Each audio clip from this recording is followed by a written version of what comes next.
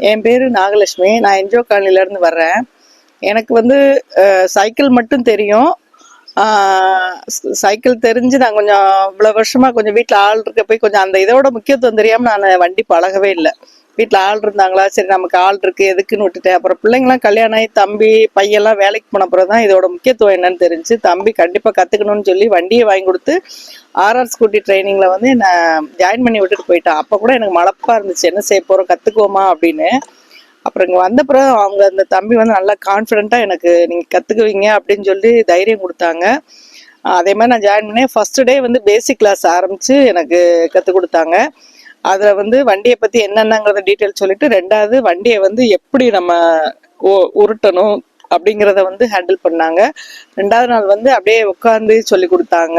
அதாவது வண்டியை எப்படி கால்ட்டே எப்படி நகர்த்தணும் அப்படிங்கிறத சொல்லி கொடுத்தாங்க. அப்புறம் 3ஆம் நாள் வந்து கொஞ்சம் அப்படியே ஸ்டார்ட்னா எப்படி, அதை எப்படி பிரேக்கு ஹேண்டிலு அதாவது இண்டிகேஷன் இதெல்லாம் பற்றி சொல்லி கொடுத்தாங்க.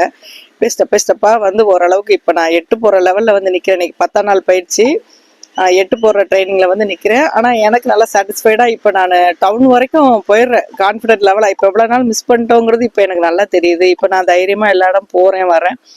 இந்த 8 போட இது மட்டும் கொஞ்சம் எனக்கு இதாக இருக்குது. அதுவுமே நான் கற்றுக்குவேன்னு எனக்கு தைரியம் இருக்குது.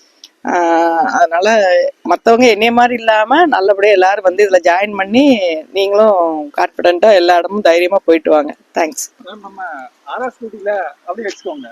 ஆர்ஆர் ஸ்கூட்டியில் இப்போ லேடி ட்ரைனர் கிடையாது. அதை பற்றி நீங்கள் என்ன நினைக்கிறீங்க? ஐயோ, நானே அப்படிதான் பயந்தேன். ஆர்ஆர் ஸ்கூலில் லேடி ட்ரைனர் என் பையன்கிட்ட சொன்னேன், ஜென்ஸ் சொல்லி தர்றாங்க, எப்படி நான் கற்றுக்குவேன்னு சொல்லி சொன்னேன். அப்போ தான் என் பையன் சொன்னா, நான் ஃபோனில் பேசியிருக்கேன், நீங்கள் உங்களை நேராக பார்த்தா தான் தெரியும், அதனால் நீங்கள் வாங்கன்னு சொல்லி என்னை கூட்டுகிட்டே வந்துட்டேன். அவங்கள பார்த்ததுமே எனக்கு ஒரு நல்ல அபிப்பிராயம் வந்துச்சு. அதுக்கப்புறம் அவங்க வந்து மறுநாள் என்னை ட்ரெயின் பண்ணது வந்து என்னை டச் பண்ணவே இல்லை. அவ்வளோ நீட்டாக புரியும்படி அழகாக சொல்லி கொடுத்தாங்க.